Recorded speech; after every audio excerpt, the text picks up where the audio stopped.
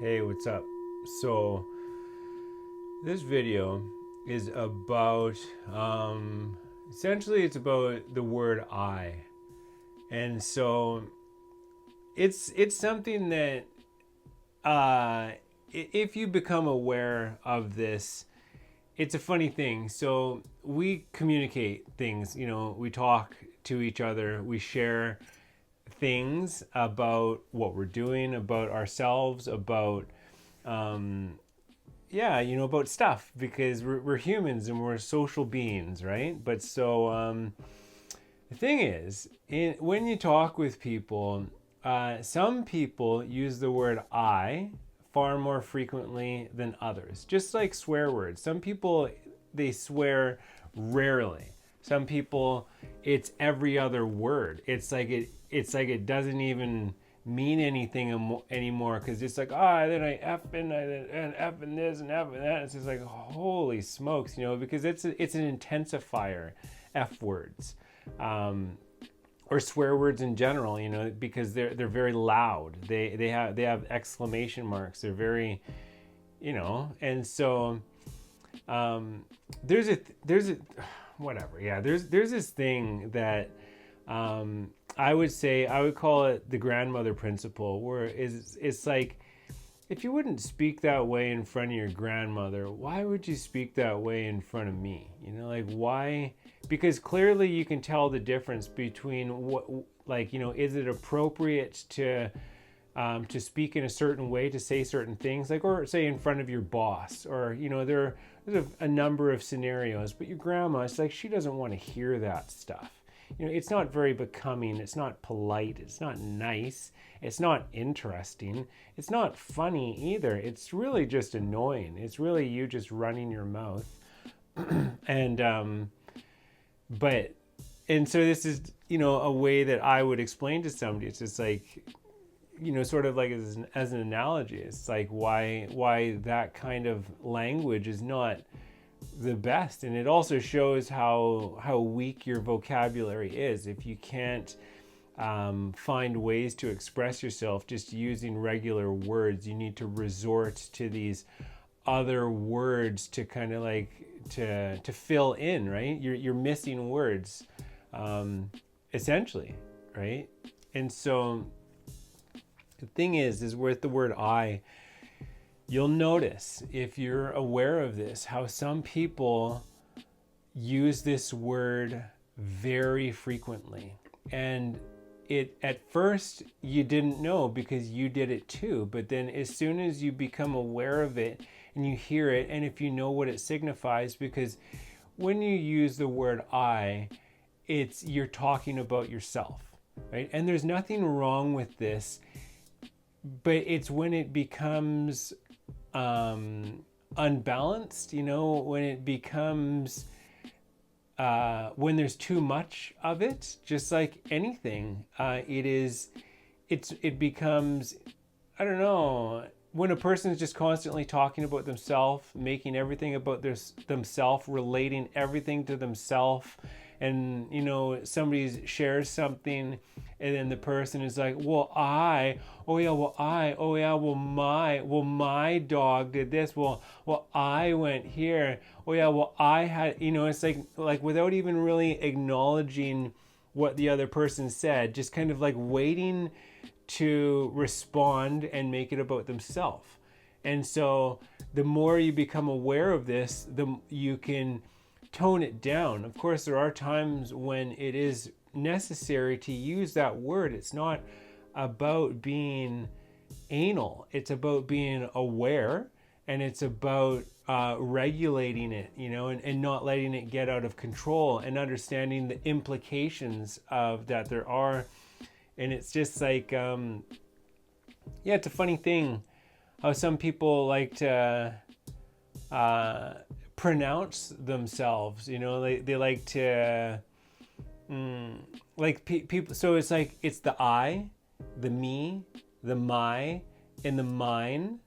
These are the words that get used in order to reference the self. And so you might be hearing this thinking, it's like, well, how do I talk about myself if I don't use these words? And it's like, you don't. You don't need to bring everything back to yourself. It's possible to speak in a way where, like, say, for example, when I teach a yoga class, I don't use that word ever. I don't say, now I would like you to find your way to your mat. Now I would like you to do this. And it's like, and like just always I. It's like, it's more subtle. It's like, please find your way to your mat. Or it's possible to say, yeah, you can say, oh, I saw something on the news. Be like, there's an interesting story that was on CBC that is about da da da da. So without using that word you need to essentially formulate questions in a different way. And like I said, you don't need to completely not use the word. It's just about not overusing the word, because it's a bit much, right? And and so it's a funny thing how some people, I think people who use this word a lot, and so like to talk about themselves, they like to make themselves out to be sort of a big deal. And maybe, I don't think it's necessarily done consciously. We're talking something that is happening on a subconscious level. Most people don't boast, ostentatiously, like in a showy way where it's like, hey, everybody, look at me. People don't say, hey, look at me. They do it in a more subtle way, just through the way that they're expressing themselves. And they, people will be like, oh yeah, well, I make this much money. They want people to know how important they are, their status. Be like, oh, well, yeah, I've traveled to like 20 countries. When I on my boat, and then I, like da da da da da, and like people like to announce themselves. And so it's sort of a funny thing. There is an interesting quote. Where is it here? So it's been attributed, misattributed to a variety of people, but when you trace it back, there is one guy that was working on this subject, and he said it in a number of ways. You could tell that he was refining his way to say this. And the guy's name is Henry Thomas Buckle, right? And so, and I can tell that this is the guy that came up with it, because, like I said, he was refining it, and he was quoted saying it in many different ways. So like that, it really shows that it was like, his own, because this is a process that I go through as well, in refining statements and whatnot. So basically, I'm trying to essentially put this into words that I can use in my book, because I don't want it to be too harsh, right? But what it says is essentially, I just gotta choose one here, because I have all of the things. So it's sort of along this idea that men and women arrange themselves into three classes of orders.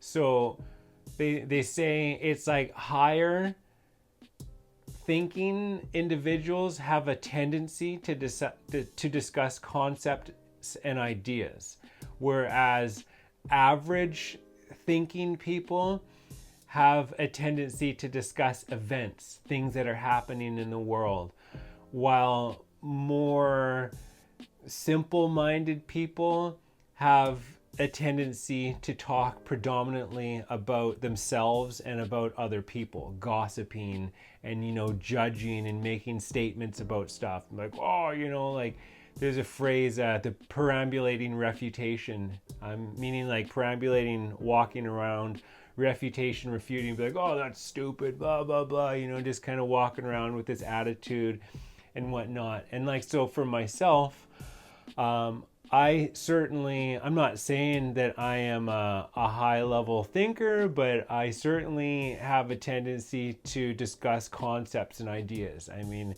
it's basically every single video that I've ever made is about concepts and ideas about psychology and philosophy and spirituality and on and on and on. So yeah, it's not, and it's just a thing to become aware of. I mean, I was made aware of by somebody who told me about this, about the use of the word I, and I'm just conscious of it. Like, having this conversation is challenging because I'm relating personal experiences to you. And so it's important to, I'm not going to interrupt the flow of my speech in order to do that. But like in general, I just think it's more polite. Like there's a thing about when you are listening to somebody, you have the option to listen with the intent to understand. And then instead of just immediately turning, like when they finish speaking, this just saying, okay, well, you actually, because you're actually trying to, you're taking interest in what somebody else is sharing with you. You say, oh, well, you ask them a question, be like, well, what about this? Well, what about more about that? Or can you tell me about this? And, really, instead of just being back and forth, take interest in somebody else rather than just quickly making it about yourself. So that's listening with the intent to understand. And then there's listening with the intent to respond. Like you're just kind of holding on to your peace until the person will shut up so that you can say what you have to say, so that you can, say da da da da da da, mic drop. Oh, like for impact or whatnot, because you have this story that you just have to tell, right? And yeah, it's just I think it's just a part of sharing. In a polite way, where for myself, that is those types of relationships which do essentially honor the other person in this type of a way, I find much more fulfilling, because there's a connection there. It's like it's not all about us just like it's not all about us just unloading on each other, be like, oh, well, it's more about really creating a genuine connection, a really sincere, authentic connection with each other. And I certainly, in my life right now, I am gravitating towards those relationships and away from the ones which I recognize that that's just not what's going on. It's more like because the I is associated with the ego, and so it becomes like this thing. It's like just like not exactly an ego battle, but I mean egos are very present as opposed to something a little toned down, where it's certainly not about that. And because it's being done consciously, you have to be consciously aware that this is a pitfall, and then take steps to like really to calm that element of yourself down, so that you can have a heart to heart instead of a head to head. Yeah. And like I said, for me, that is everything now. I put distance between myself and people who cannot operate along these lines naturally, right? It's like you can't tell somebody, you can't be like, hey, I want you to do this. This is what would work better for me. And it's like, if it's consistent, like, what do you do? I mean, but for myself, it's just, and I have actually experienced that it's like when one door closes, another one opens. So that when I stop maintaining these kind of superficial relationships with people who really don't I don't know, that the connection isn't very deep. I have kind of come across through a series of events and stuff like that, other people and other friends, and started hanging out in other groups that are more heart based, and yeah, and that really fills my cup. So. Mm-hmm.